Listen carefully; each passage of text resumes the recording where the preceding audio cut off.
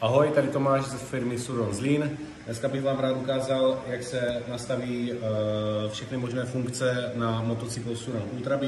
Na YouTube najdete spoustu návodů, ale většina z nich jsou v angličtině. Žádný český jsem nenašel, takže dneska si ukážeme, jak se to nastaví.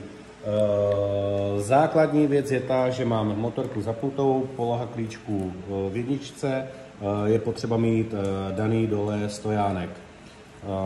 Mám teďka základní menu, které mě ukazuje prostě rychlost displeje.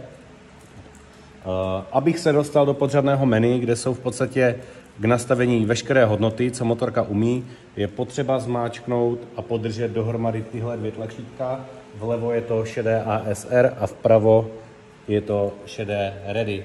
Takže když je podržím dohromady, motorka přeskočí do menu. Začínáme písmenkem B, které v podstatě mi nastavuje hodnotu brake regenerace, což znamená, že když zmáčknu brzdy, tak kolik začne regenerovat motorka motorem.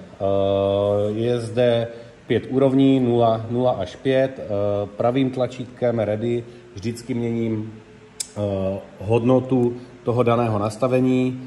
0 je úplně vypnuté, 5 je samozřejmě nejsilnější. Záleží na každém, kdo jak preferuje, aby mu brzdy pomáhaly při brzdění. Necháme to teďka na 3. Přepnutím levým tlačítka ASR se pohybujeme v menu dál do nastavení dalších hodnot. Ečko znamená Coast Regeneration, což znamená regenerace motorem při volnoběhu. Když v podstatě za jízdy pustím plyn, tak jak silná odezva motoru, jak silně mě motor bude v podstatě zpomalovat. 5 je zase nejsilnější hodnota, 0 samozřejmě nejslabší. Ideálně mít tak prostě něco mezi, ať vás to na kluzkém povrchu moc jakoby nepodráží to kolo, takže dejme tomu, necháme to teďka na 3.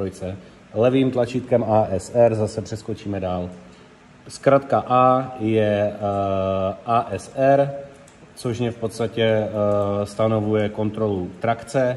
Zase máme, teď jim to vyskočilo, nevadí, dvojklikem se zase dostanu zpátky, levým si naběhnu na ASR. Měním hodnoty zase od 1 do 3. ASR můžu mít i úplně vyplé, anebo zaplé na jednu z těchto 3 hodnot.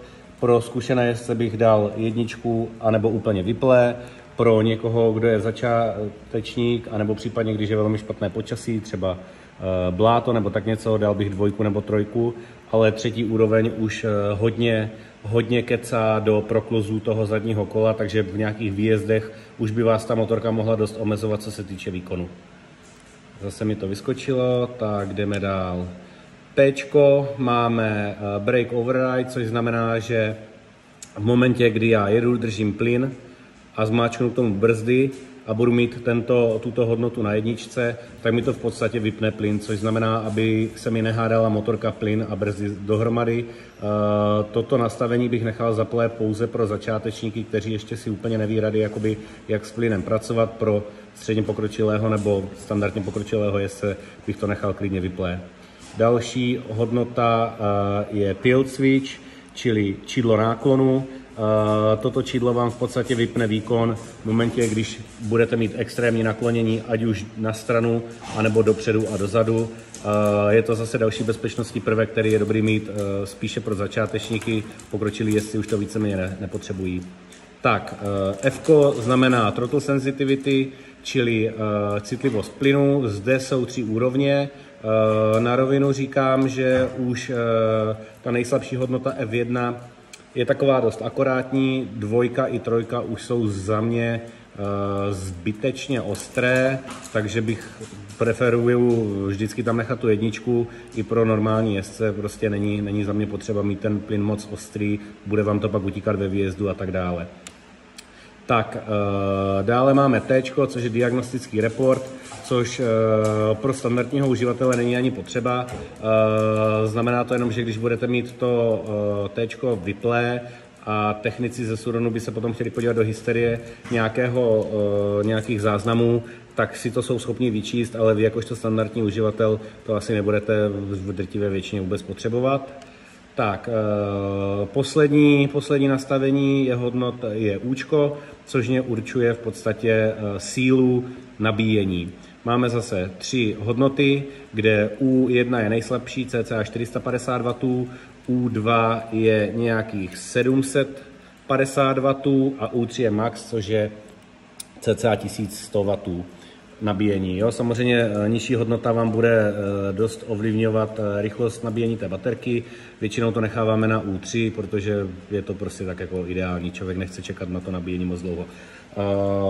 A to máme všechno. Všechny tyhle hodnoty a zkratky jsou vysvětlené na tady tomhle přívěšku, který je v základním balení každé Ultrabee nové. Nicméně je to tady samozřejmě v angličtině, což pro některé může být trošku komplikace, takže doporučuji si s tím několikrát pohrát, aby si to člověk v podstatě zapamatoval a mohl si tu motorku kdykoliv nastavit na trailu, jo, za jízdy. Takže tak, to je asi všechno.